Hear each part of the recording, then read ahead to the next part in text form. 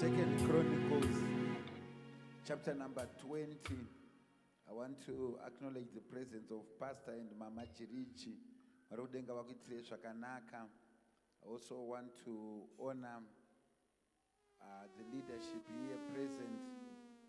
Thank you so much for being excited about what God is doing in this place, and just want to say thank you for the attitude in the name of Jesus. Amen. I want to honor my dear wife, Pastor P.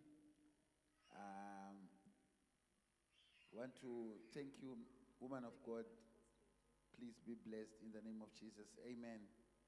Deacon and Mama Mangwa, blessings to you in the name of Jesus. Hallelujah. I know there are some people who might come from DPS starting from today. Tomorrow we are going to be increasing in numbers because it has been during the week, so it was not easy to travel. But traffic ainondibata musha but maintercessor panenge achinamata araire mweya wetraffic. Hallelujah. Tingowana nyasha muzita raJesu. Second Chronicles chapter number 20 kubva paverse number 20 kusvikira paverse number 23. So they rose early in the morning and went into the wilderness of Tekoa. And as they went out, Jehoshaphat stood and said, "Hear me, O Judah, and you inhabitants of Jerusalem. Believe in the Lord your God, and you shall be established. Believe in his prophets, and you shall prosper." Until verse number 23. Okay. And when he had consulted with the people, he appointed those who should sing to the Lord, and who should praise the beauty of holiness, as they went out before the army and were singing, saying, "Praise the Lord, for his mercies endures forever." Now when they began to sing and to praise, the Lord set ambushes against the people of Ammon, Moab, and Mount Seir, who had come against Judah, and they were defeated. For the people of Ammon and Moab stood up against the inhabitants of Mount Seir to utterly kill and destroy them. And when they had made an end of the inhabitants of Seir, they helped to destroy one another. Thank you. Mangwanani ngwanani vakaenda kugwenga reTekoa. Vava kuenda, Jehoshaphat akasimuka akati, "Teererai kwandiri, Judha navanhu vaJerusarema. Tendai Jehovha Mwari wenyu, ipapo muchasimbiswa. Tendai vaprofita vake, ipapo muchabudirira." Shure kwokunge abvunzana navanhu, Jehoshaphat akagadza varume kuti vaimbire Jehovha uye vamurumbidze nokuda kwokunaka kwoutsvene vake. Pavaifamba vari mberi kwehondo vachiti, "Vongai Jehovha, nokuti rudo rwake runogara nokusingaperi."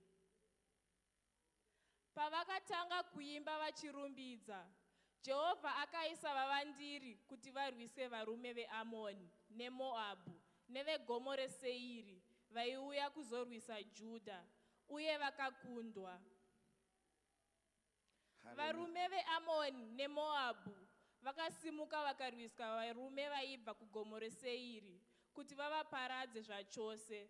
Vapedza kuuraya varume veSeiri, vakabatsira kuurayana. Amen. Doctor about praising him in all situations. Kupa Mwari rumbidzo nyangwe zvidii. Hallelujah. Zvazvinoita ndezvekuti munhu zvataurwa namufundisi panapa, munhu ukagonerwa zvinhu 100 naMwari, ukangochallenjwa ne1, highlight yeupenyu hwako, kuomerwa kwete kunaka kwezvinhu. Amen. Futhi andanyatsonzwa. kana munhu akatarisa tomboti uri kurwara nemakidneys for example, handisi kuti zvakanaka kurwara nemakidneys, but ndiri kuti kana kurwara nemakidneys ko kana mwoyo uri right nemapapu nemazino nemaziso nepfungwa nezvimwe zvese unoemphasize chirwere 1 but hautaure zvimwe zvese zvauri right. Itai amen. Ukawana mari yefuel, wowana yerent, wowana yekudya, woshaya yemagetsi, unogona kukanganwa kuti zvimwe zvese zviri right. Pane zvimwe 1 chete ndochisina kunaka. Itai amen futi. Attitude isina kunaka, attitude ye-lack of gratitude. Ndozvakaita vanhu vazhinji, nyangwe akaitirwa zvakawanda sei naMwari, haaone zvakanaka zvaakaitirwa. Amen. Osere kuti watombowana nokuroora, emphasis yako ndengonono dzaanoita. Kumba kwangu tikurwiswa nechiga chengonono. Mwari watombomwana nengonono.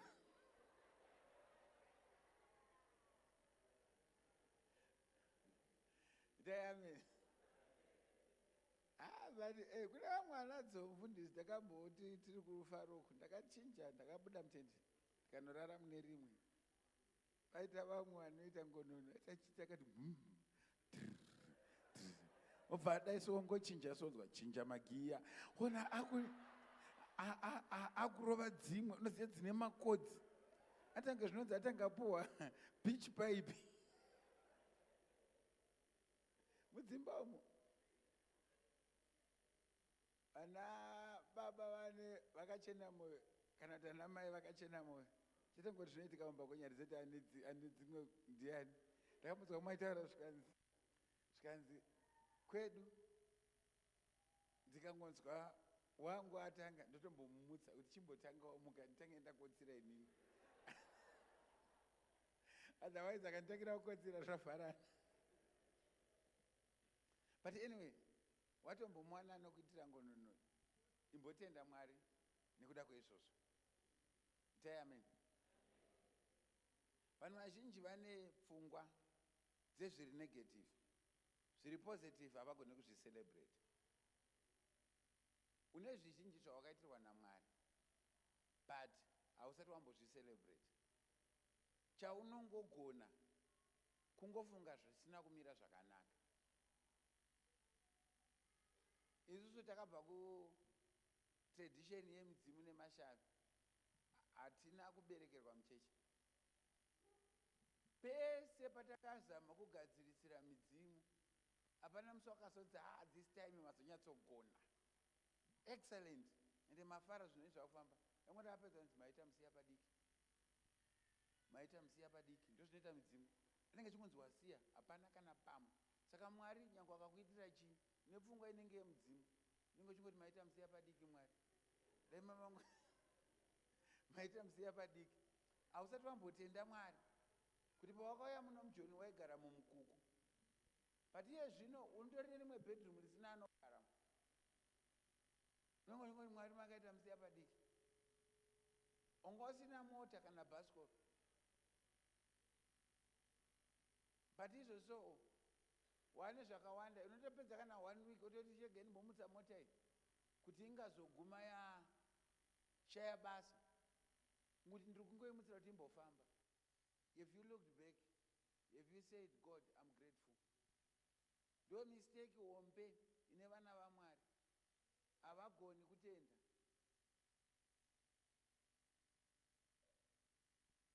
Handina kuti zvanaka zvese. Ndati chimbotenda pazvave. Just be grateful for where we are now. Omboti Ebenezer Jehovah matisvisa panapa. Ndo patambove. Asi ari kuchechi kuna vanhu vanotya kupupura nenhau yekutya uroyiwa. Anongochengeta testimony yake zii haagone kutaura nevamwe. Amen. nechikonzo chekuti upenyu hwake hwese huri centered on darkness and not on light. Chimbova nepfungwa yekunzwisisa kuti Mwari vakandiitirawo zvakanaka. Murume anonzi Jehoshaphat akanga aine mablanda ake, aifamba naMwari, but anga aine poor choice of friends. Yengeri shamwari yaAhabhu, tamba naAhabhu, but he are right, but anga aine poor choice of friends. Amen. That one muri right, but shamwari dzako, vanhu vanotamba navo une poor choice. Amen. Wakamona tinogona kuenda kune imwe setting yekuti haugone kana kunamata. Kuti vedu we zvashata panapa, nyangwe zvikanzi zvaita se hamukwanise kana kunamata nenhau yematambiro amunoita. Amen. Nishamwari dzangu dzimwe dzandombotamba nadzo vakatya neni, because indonamata akanamatira chikafu murestaurant. Kana murestaurant yasvika neni ngatibatanei maoko ngatimbonamata, but mumwe akangosvika paKFC akangopuwa fold over.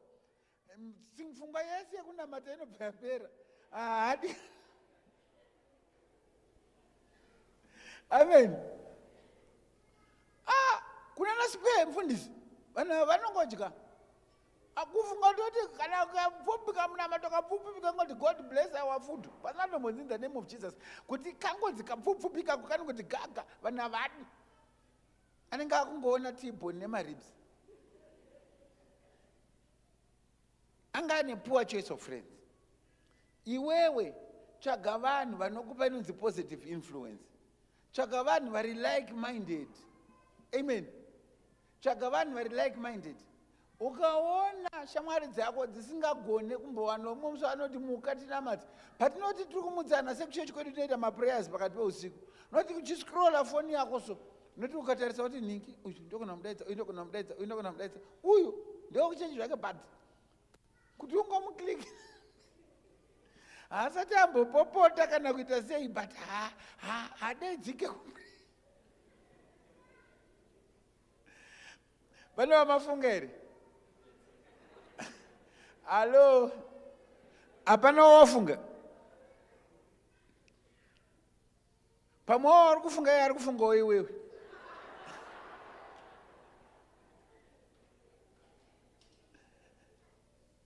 Amen church. Saka Jehoshaphat aitamba naAhabhu akapotsa afa kuhondo yaAhabhu akapona neburi retsono. Nekuti umambo hwekwaIsraeri hwanga hwaseparata into Israel and Judah. KwaJudha ndokwaimuka making ari right. KwaIsraeri kwaimuka mvangamakomwe dzemaking. Ndokwaunonzwa kuti akanga aine chivi chaJerobhoamu. Waizwanzi akaita chivi chaJerobhoamu. Ndokwanga kuine maborangoma. Ese ukatarisa maborangoma mazhinji anga ari ekwaIsraeri. Amen. Asi ikoko ndokwakuine maprofita ofuti ari powerful. Ana Elijah vaibata vari ikoko, nana Elisha vaibata vari ikoko. Hapasipo pane nyaya yangu. Saka rimwe zuva vanhu vekwaAmoni nevekwaMoabhu vakafunga kuti ngatichandei tinoinvada Jerusalem kana kuti the kingdom of Judah, which was now very small and minute. Tokora Mwari notuka changa zvinonzi vakangoudzwa Jehoshaphat zvikanzi hakuna kumira zvakanaka. Vanhu vaya vauya ende kuuya kwavaita vauya kuzoparadza. Jehoshaphat anoproclaima a fast. Aproclaima a fast anoti Mwari vanhu vari kuda kutirwisa ava havazi pati yevanhu vatakarwa navo patakanga tichibva kuEgypt. Takavanyenyeredza hatina kumbovatanga, but this is how they are paying us back. Wakamborwiswa nemunhu usina kumbobvira watadzira. Unoshati kuti ndakamuita seiko? Chii chandakamuitira? Why is she doing this to me? Why is he doing this to me? Amen. Wakambopinza munhu chikoro ndaitaurwa nemwe hama yandinofellowshipa naye. Ndobva ati Shamwari ndakufona. Ndine vamwe vapanhu vandakabvisa kuprimary ndikavaendesa kuhigh school ndikapedza ndikavaendesa kuuniversity. Manje izvozvo vari busy kwacampaign against my ministry. Vanamuti hainotambika. Ndozvakaita kubasa kwenyu. zvikanzai kunodaro shamwari vanhu ava vaka zvese mumba zvavaipfeka nezvese zvataita ndakaitira ivo. It's a common human practice kuti unoitira munhu chakanaka chogoshaya support. Wakazanditira amen. Waitira munhu chakanaka but ugoshaya support. Zviri nani kushaya support but zviri wesi kuti apedza anotokurwisa ndiye anenge ari pamberi. Hello? Chima povo yaramba, povo yaramba, povo yaramba. Zvima. Yati hatisi kuda. Povo yaramba. Munorwiziya vari kuimba nevakanyarara. But vanhu vari kutya kundidaira anofunga ndozvandida kutaura. Ndoda kuti ungoziya kuti sometimes you do good to people. Humanity has got some elements that are not grateful. Amen. Toda kutenda Mwari nakuda kubaba masuka netimu yavo. Vari kuti this week it's our week of expression of gratitude. Amen. Ndakaenda kupa tumanagedzi mbichana pamusoro peministry yemunhu anonzi mufundisi. Mufundisi unogona kuseka nehafu yemuromo. Imwe muromo uchichema uchirwadziwa. Nechikonzero chakuti unogona kuti pafoni pako pachisvika message yekuti ndafirwa. Pari kusvika imwe yekuti mwana uya watainamatira after 13 years Mwari akatikomborera. Iye zvino takumu expect. What do you do in such circumstances? Amen. Ende ukangoposta message, unoona message inogona kurasika. Kuti munhu achi dzapindirana so. Kumwe achiti izvo ndafirwa kunoko apa uda kuti obva Mwari kuti ndagraduate apa uda kuti Mwari munoshamisa yobva yaenda kumwe.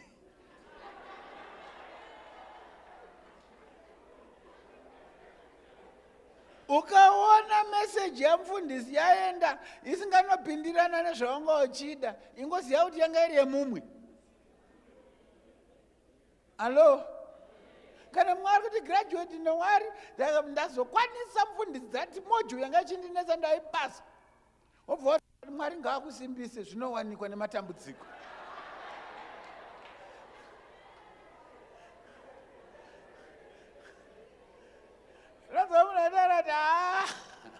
Mufundisi waye havaite ndozvazvakaita.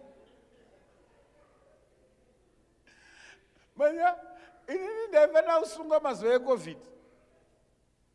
Because pakapisa COVID chaiyo babe panga pasingafamba. Andakana musi 1 wandakaswera mumba.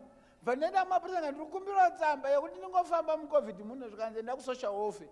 Kubva ipapo pacho kuti uende kusocial welfare wafanira kunge uine tsamba yekunotsvagisa tsamba yekuti ugokwanisa kufamba.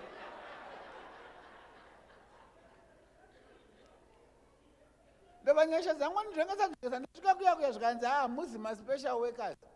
Yata umanaka mwe musi papaine vanhu 4 mufundisi vachigara in solitude vese vachirwara nepfungwa. Saka vaingonzwa kuti nhasi toda kungorumbidza Mwari ende toda kushayana mufundisi. Saka itakati arwara. Obva ati mufundisi ngatimbonamatai ari kufona uchipedza Mwari tati zvinhu riyera uya manje. Mwari taura zvimwe zvakasiyana siyana. Vari 4 ka1. Ndo zvakaita ofisi yamufundisi. Nogona kuti na 1 AM uchiti kupedza semba ndopedza prayer na 1 pamwe kuti nogona kuti uchingopedza so mwabva ati mufundisi zvamamutara zvandibata stereki chimugati mbochovheka imwe prayer timborova dzimwe 30 minutes. Amen. Anenge aziva kuti ndamborumbidza Mwari. Ndozvakaita ofisi yemunhu anonzi mufundisi. Amen. Kana uri pastor unonosangana nemwe munhu ane engineering problem ini ndakaita town planning but mwe munhu anotaura kuti mota yapisa gasket ndinoite sei munhu waMwari. Ini handiziye zvemagasket ndinoziya zvemalayout but unenge uchifanira kutotaura zvinenge zvine uchenjeri. Amen. Kana kutaura kuti yes baba namai chiduwa tinokugamuchirai Mwari wamasimba sakuitirai zvakanaka ndakutaura kuti kuchauya vamwe vakawanda ndikumbira kuti mungondibatsira tivafarire they are coming from DPS Kempton Park. Mwari vachitiitira zvakanaka. So kana uri pastor unosangana nezvizhinji zvakawanda zvakasiyana siyana. And sometimes time yamuri kufunga kuti vakurara ndo time yavari kufunga, ndo yamuri kufunga ndo yavari kufanira kunge vari kumuka. Yamuri kufunga kuti vamuka pamwe ndo time yavakurara. Ende zvazvinoita kana uri pastor, madhuna mutuna anosanganikwa nevanhu ese kazhinji kana tambopupura kudai so kuti Mwari anokunda zvidhoma akanzwa njati bhidhiri onzi mufundisi pane chimwe chiri kuti bhidhiri pamusoro. Musa ndakambopasta vamwe mama vakasiya legacy amai ivavo vaiti izvo kana vapedza woti izvo ende masefoni anga achangouya hakusi kuno kundichiri kuZimbabwe vaita kanamata woti dedi katsiya yauya futi inge yakanditi apa inotarisa nguva unoona dziri 1:45 andita sei nenyaya yekatsi yauya wanzi izvo wobva wanzi ndinoti ngatinamate nza vanamata yatarisa siye zvinezvi makuseni anouya akashatirwa muri kundinamatira here nhai baba imi mukatsi kuramba chingodzoka ina ndambodzidziswa zvekatsi inini kuBible College but unongochiona munhu anakaiziva kuti kana ndikange ndakunikirira munhu anoziva zvekatsi katsiologist chaichaiye ndipastor.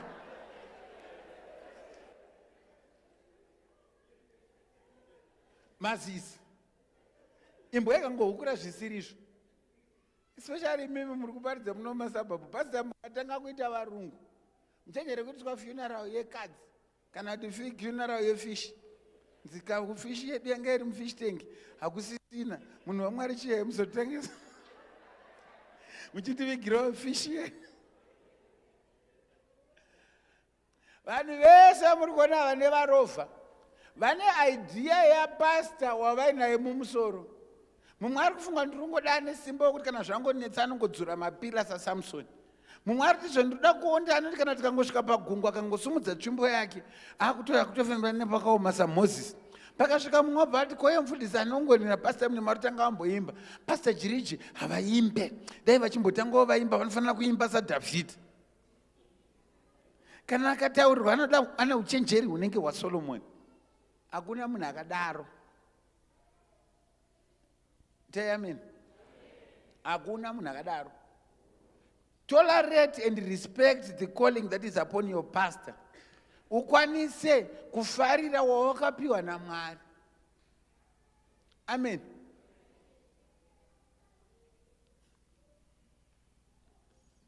Ndine imwe hama anoti profile picture yake ndaiudza adzimai wangu profile picture yake ndiye mumwe wari kushandira Mwari ari kune imwe dimension. But pese paanoita madzikirira mamhepo paanoronda zvakaipa anofonera inini because uyu ane ziministries hombe ari paprofile havafonereki.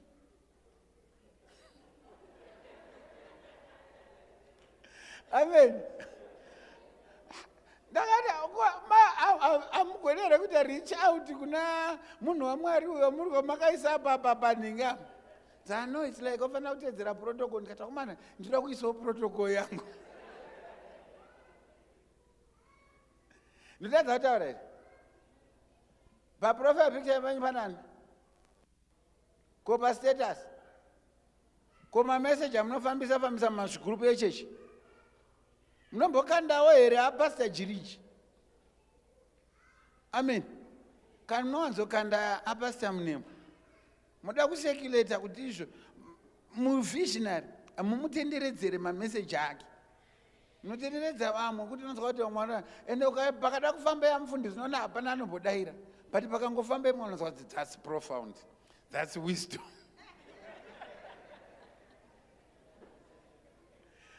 Amen. Asekuru vaya nemaswitsi nhasi asi kuvawirira here maswitsi angu. Regai ndikuudzei tenderedzai meseji yenyu semufundisi makazombotirenda neimwe yamaitara yekuchemera mabhedhi pane yamakatirenda paTikTok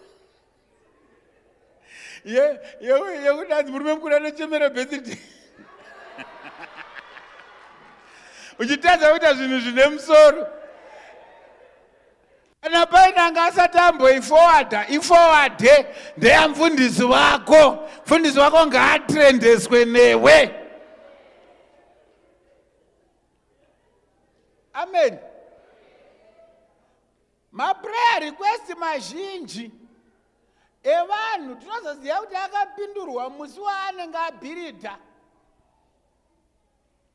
Pastor, yemundinamatirewo bhiu remvura ndinoziva kuti rakafamba bhiu remvura rekupi? Tine kumba kwangu. Zvakafamba sei? Dzabva 6 months pandakapinda baibe pamakangosiya mana matamba mangu mandairoja. Ndakabva ndangosumudzwa naMwari. Ndabva ndasikopinda but yezvinezvi takabva ndinopinda so. Saka municipality haisi kumanyatsondinzwisisa. Zviye makatopindurwa. Dzidzai kuappreciate munhu wenyu waMwari wamakapiwa. Hapasi pane nyaya yangu. Ndiri kudzoka panyaya yangu yekurumbidza Mwari. Titesere. Saka Jehoshaphat anorongerwa nevanhu vasina vendata navo. Haana chaakavatadzira. But ivo kana vakuda kurova vanoenda vachinorova iyi. Have you ever encountered such a situation? Yekuti unoti akumana pamwe dai anga ari ningi kwete ningi. If it happens to you, hausiriwe wekutanga. I've got good news for you. Wondo haisi yako ndeyaMwari. Mwari achamira achikurwira. Saka Jehoshaphat anoproclaima for a fast. Woti ngatitsanyei.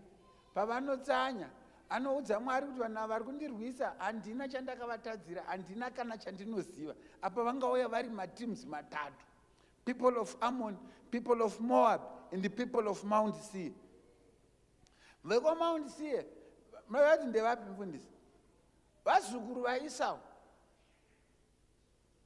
Vakangona kuti handeti ngonorwisawo. Vamwe vazukuru vaLoti, vamwe vazukuru vaEsau. Vese ndivanenge pane paukama. Ndakazomonzwa imwe message inonzi chiko paukama. Seiko paukama. Saka vauya. Jehoshaphat anonzi naMwari kurwa hakusi kwako. Ndasi ndauya kuzoudza vanhu vari panapa kuti kurwa hakusi kwako. Dzimwe hondo dzaunoisira effort hadzitomboda ruoko rwako. Zvimwe zvacho chimbodzidza kunyarara. Kana uchinge uchinamata uchitsvaga kurwirwa naMwari, kumwe kurwirwa naMwari kutongonyarara. Ukangonyarara Mwari atokurwira. Ndikunzwisiswa here? Dzimwe hondo dzinongokundwa, dzimwe dzinokundwa nekubhainda, dzimwe dzinokundwa nekurebuke, dzimwe dzinokundwa nekudaidza moto, but dzimwe dzinokundwa nekungonyarara.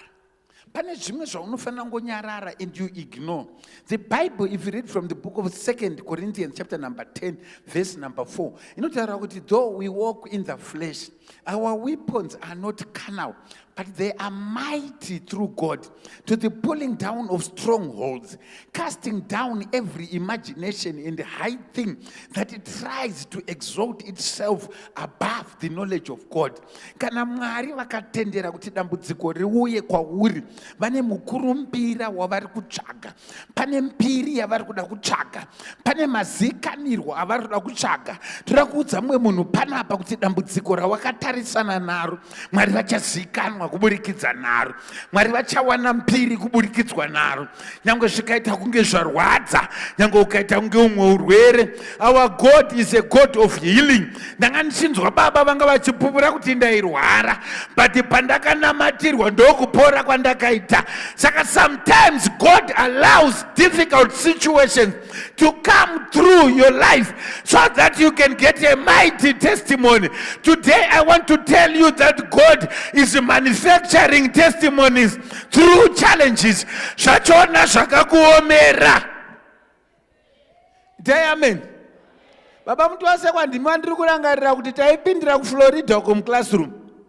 Did you ever think kuti tinosvika pano patiri panapa? Baba namai mtu wase kwa tiri tanga tiri about 12 anizi. Tatiri about 12. Tichipindira muclassroom ndaitanga ndambouya kunoku ndopinza ndotoimba hosana kana ndapedza ndodzokera kuKempton Park. But zvakanga zvichidyarwa naMwari. Fundiso indai mutuma ku East London nekuRoadport. Saka anga asingatomboya kunoku. Tasingatomboziva ndo vachauya kuno. But zvinozikanwa naMwari hazvizikanwe nevanhu. Mwari kana vakakutangisa something, ziya kuti akata anotanga basa rakanaka mauri, anoripedzisa. Kana uchiona patave pano, zvinotipa hope yekuti tiri kuenda kumberi. Ukaona wasvika pane imwe level Mwari havasati vapererwa, kana pakauya challenge, imwe ichawira kurudyi, imwe ichawira kuruboshwe. Hanzi na David achinyora kuna Psalms, anoti 1,000 shall fall on your side, 10,000 on your right hand side, but they shall not come near you. Ladies and gentlemen, we have got a God who conquers battles. Mwari wedu chikakarara pahondo, but nzira dzavo hadzina kufanana nenzira dzevanhu. Kana Mwari vakatendera kuti zviome, vanozviomesa nechikonzero. Vakatendera kuti zvityise, vanosiya zvichityisa nechikonzero. Pamwe pacho unoita kunge wakutoparara. Bvunza Mozisi, anoti achiteerwa kumashuroko, anoona Farao achiuya. Apa Mwari pavari kudhila naye, vari kudhila naye vanomutrepa. Anotanga kudzwa uri kuenda nako, hausati wamboifamba nzira iyoyo. Pawakuenda napo, pane chikuru chanoda kuratidza. Ndauya kuzoudza vanhu kuti Mwari ane paari kuda kufamba newe, pausati wambofamba napo. But wasvika pampata, wasvika pavhali, kuomo ukugungwa kumberi, Farao ndo paanosvika. Kana Farao akasvika ipapo, hakusi kuti ndakutyiswa, azviparira. Farao aikona kuteera mwana waMwari kana apa mpata. Don't follow him when he is in the valley. Don't follow him when he has got nowhere else to look. Nekuti Bible rinoti kana tichimhanya this race, we run it with determination. Takatarisa kumuvambi nemukwanisi wekutenda kwedu anonzi Jesu. Aripo here ndiri kutaura naye nhasi. Ndinoda kuti utange kunzwira matambudziko ako tsitsa. Nekuti anga achifunga kuti achakutambudza, but iye zvino iwe ndiwe wakuzoatambudza. Iwe ndiwe wakuzoaonesa nhamo. Iwe ndiwe wakuzoisirwa nzira. Aripo here akanditeerera, anotanga kuzwa in his mind, anotanga kuzwa pamwoyo pake kuti God will make a way for me. Ndinoda kuti utanga kuzvinzwa kuti my God will make a way for me. Mwari vane inonzi individual and personal love, yekuti kana vakudhila newe, vanodhila newe sezita rako, sezvawakazvarwa wakaita, mwana wamai vako, sedambudziko rauinaro. Nhasi ndauya kuzotaura kuti Mwari achaisa nzira pasina nzira. Ndiri kuzvinzwa. Mwari achaisa nzira pasina nzira. Hamena kuti zvabva nekupi, but pane mumwe munhu wandiri kunzwa panapa kuti mari yauri kutambira sesalari ndo chichava chegumi chako.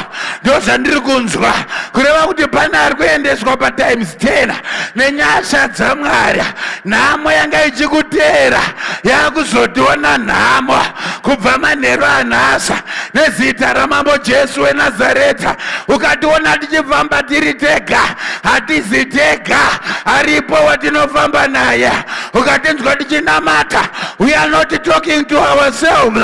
Aripo anenge akatiteerera, manheru anhasa aripo anotiteerera.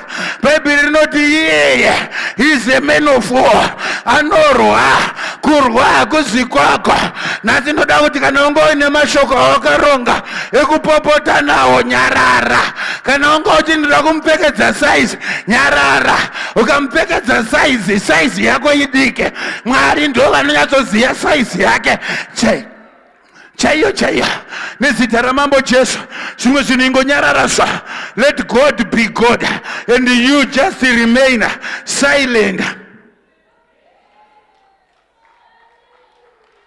My God, pane wandayozotaura naye, ndiri kutova kutosvika.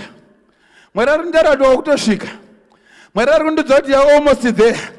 Mwari ari kundara kuti manje so your story is going to turn around. Pane zvakuda kuitika munyika yemweya. Ukaona vauya vakawanda, vauya kuti vakurumidze kupera.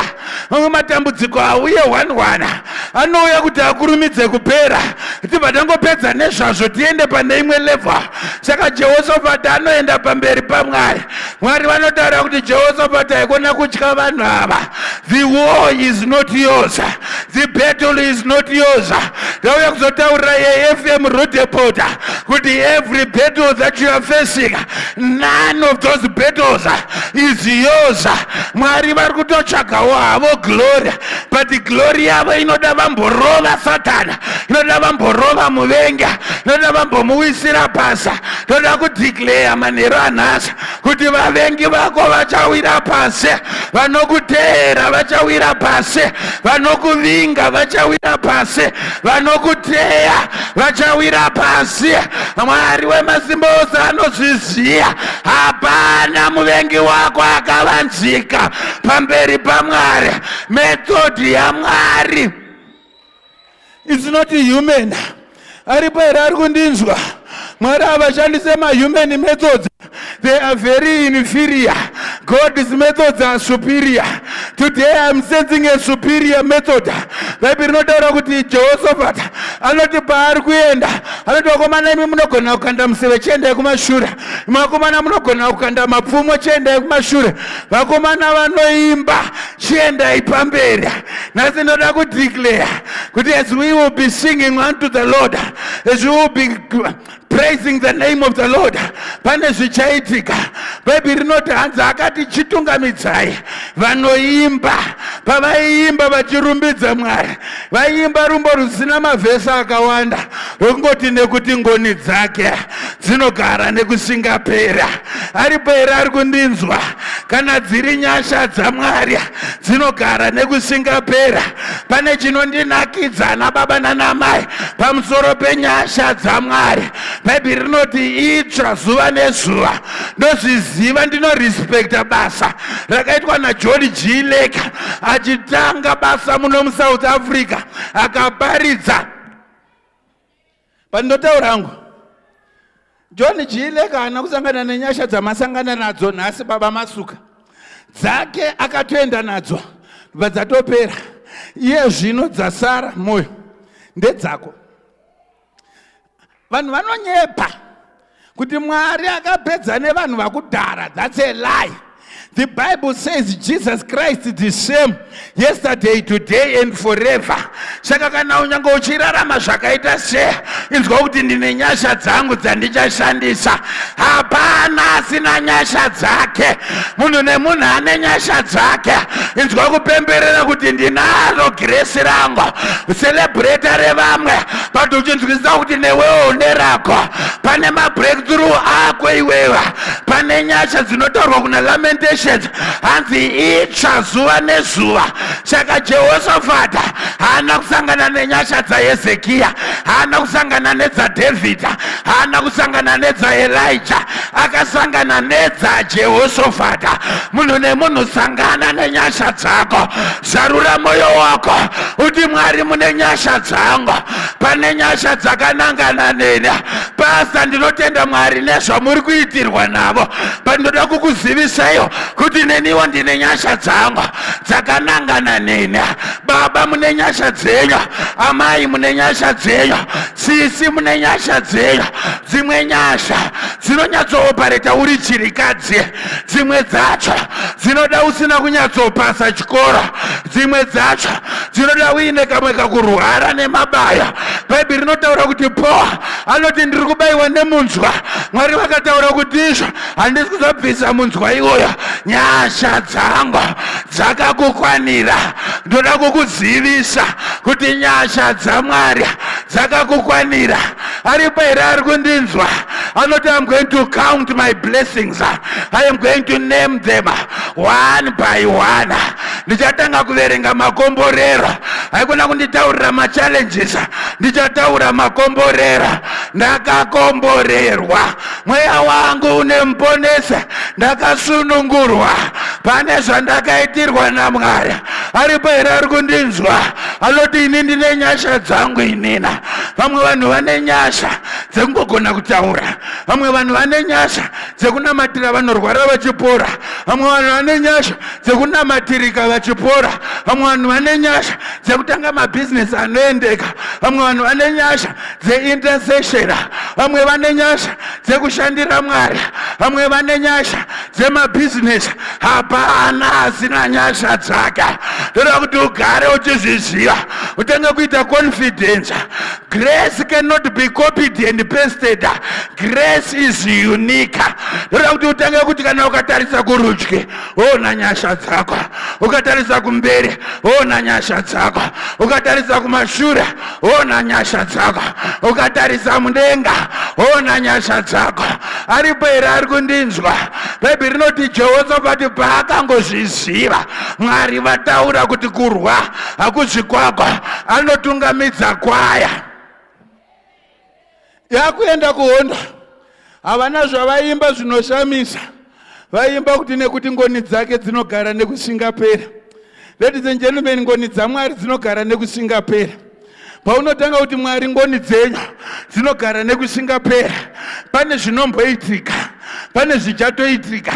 Ndauya kuzoyeuchidza vanhu vari pano vasina havo kupupura. Ndauya kutaura kuti rimwe zuva wakambostaka pabhodha iweyo, ungadai wakadhipotwa, pati nyasha dzakakurwira. Vamwe vanhu makambopfirwa nemota pane matsotsi, ungadai wakapfurwa nepfuta, pati nyasha dzakakurwira.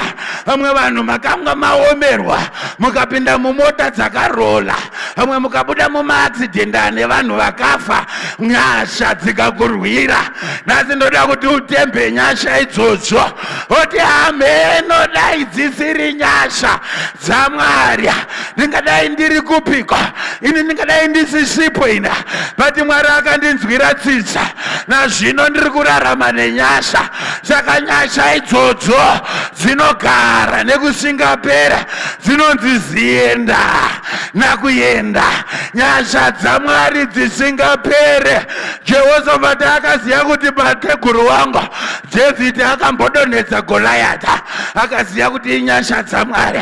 Akatarisa kunana Asa vakafamba naMwari, akaziva kuti inyasha dzaMwari.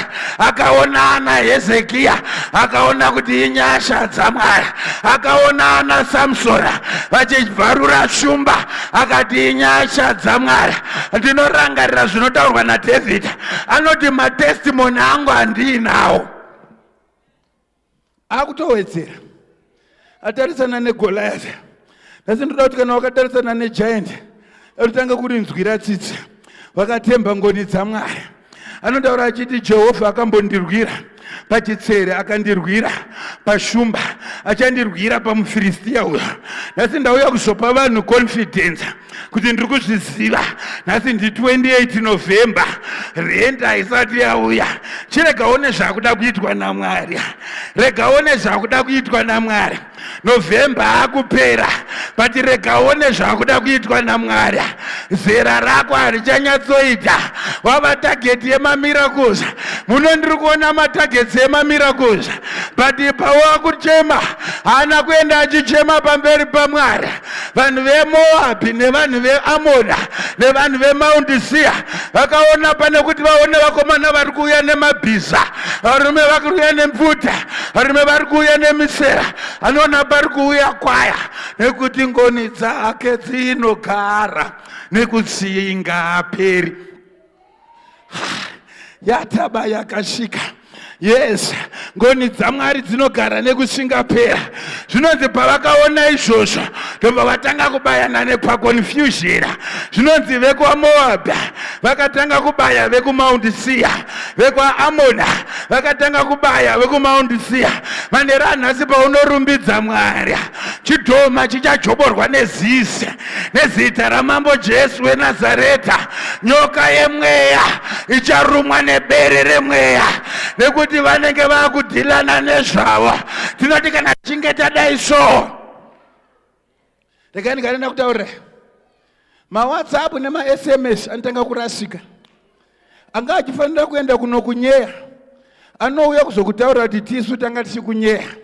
Anongotanga kungonanga kwachona kwausina kutumira kuti ungada kutaura kuti izvo ndoda kutaura nezvamwoyo, wabva waiti send to mwoyo nezita ramambo Jesu weNazareta.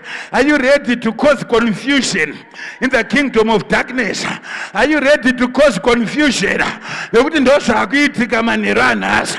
Pane vavengi vakuzokonfusana, pane vakakumaka vakuzobayana, pane vakakuteya vakuzoteyana pachezvavo, pane vakateya musungo vakusunga vachaungana pachezvavo. Pane vari kuchererana makomba, vachawira mumakomba avo, nekuti ngoni dzaMwari dzinogara nekusingapera. Shamwari, kana ukatanga kurumbidza Mwari, panoita confusion. Satani anoda kuti upe dambudziko mbiri, panoda kuti upudze dambudziko rako kuti ndina Mwari ane mbiri. Mbiri haisi yako cancer, mbiri haisi yako heart problem, mbiri haisi yako arthritis. Mbiri ndeya Jehovha anogara nekusingapera. Mbiri haisi yako kubroka, mbiri haisi yako kushaya mari.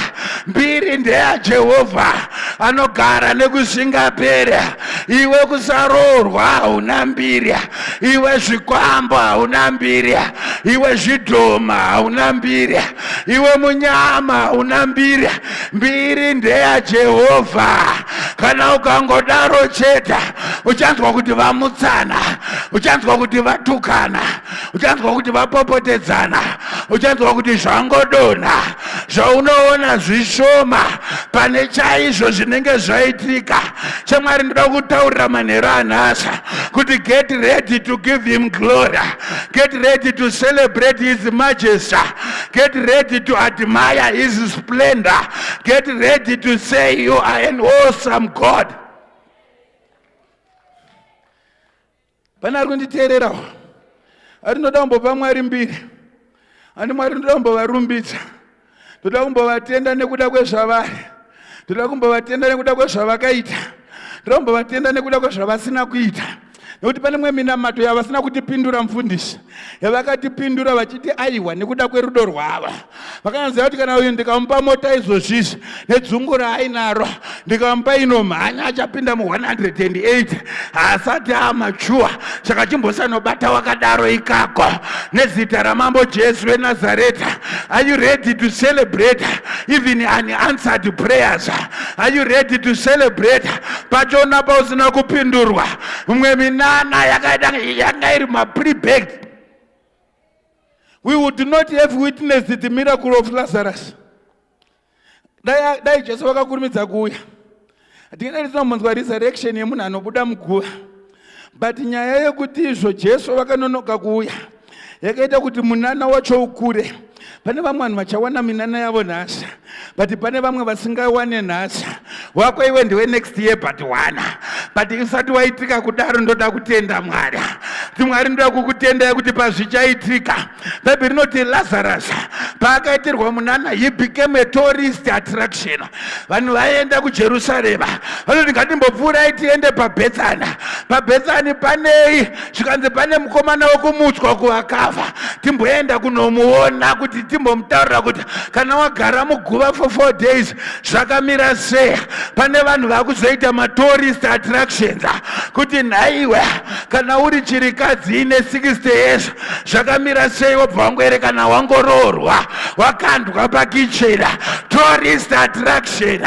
Nekuti Jesu pavanga vakuita minana vaishandisa zviripo izvozvo zvaura, ndozvichaita kuti upe Mwari mbiri. Are you ready to give him glory? Are you ready to praise his name? Are you ready to worship him? Are you ready to glorify his name? Ombotenda Mwari, kurasika murumbidzo, kurumbidza Mwari nemoyo wakaperera. Vanhu vagoshamisika kuti nechibhutsu chake icho chija chakabvaruka pesapa ari kurumbidzirei Mwari. Mwari ndokutendai nezita ramambo Jesu, nekuti ndanotori nemakumbo anotombopfeka chakabvaruka, pane vasina kupfeka chakabvaruka. Saka Mwari ndokutendai, dzakanaka dzichauya. But in the meantime, yetama yabaka yanda mayabaya kayata shamanda kayamahanda. In the meantime, I'll glorify my God. I know miracles are going to follow me. I know a lot of things are going to happen. I know I'm going to be followed by favor. But in the meantime, I am going to worship him. In the meantime, I'm going to glorify his name. In the meantime, I'm going to thank him. Nekuti ngoni dzake dzinogara nekusingapera. His mercies, they are new each and every morning. Are you ready to give him glory? Are you ready to give him praise? Tenda Mwari, uinayo mota iyoyo inenge inekakunetsa, but tenda nepazvavya. Greater things are on their way. Ayabosha, Mayanda Kaya Masa. That's not to confuse the Satan. The Lord Kananga Jaira. Could you not go to Chema Jet? A lot of Nanskumbo Chema. The Ramborumbi Zamara. I am not going to complain. I'm going to glorify my God. I'm not going to cry. I'm going to glorify my God. I'm not going to complain. I'm not going to mumble. I'm not going to grumble. But I'm going to lift up his name. Talk about your worries. I won't be worried. Talk about your cares. I won't be cared. I won't be caring. I have got Jesus on my side. The Lord is on my side. Who can come against me? Aripera argunditerera. Anoti Mwari ndinokutendaya. Pandave pakanaka. Pandave abaziripo pandai mbodha. Tarisaone pawakapukunyuka. Tarisaone pawakapona. Tarisaone pawakarwirwa. Tarisaone zvawakapiwa naMwari. Ombovatenda. Kungotenda Mwari. Pane zviri kuitika kana ukarumbidza Mwari. Mamwe majeri haadi kana kuti pauye mutumwa. Mutumwa akauya kuzorescuwa Peter. Akarescuwa nekuda kwokuti vanga vari kunze ndo vainamata. But vakashamisa vanhu pajeri ndiPaul naSilas. Vapedza kuroverwa mhosva yavasina kupara. Vatanga kupa munoshamisa. Imime Mesaya munondi shamisa. Baba munosha misa Jimime Saya munosha misa Baba Jimime Saya Baba munosha misa Baba Jimime Saya munosha Baba Jimime Saya Baba munosha misa wo munosha misa Baba Jimime Saya Baba munosha misa wo. Vazhinji vedu patakauya kuno kuSouth Africa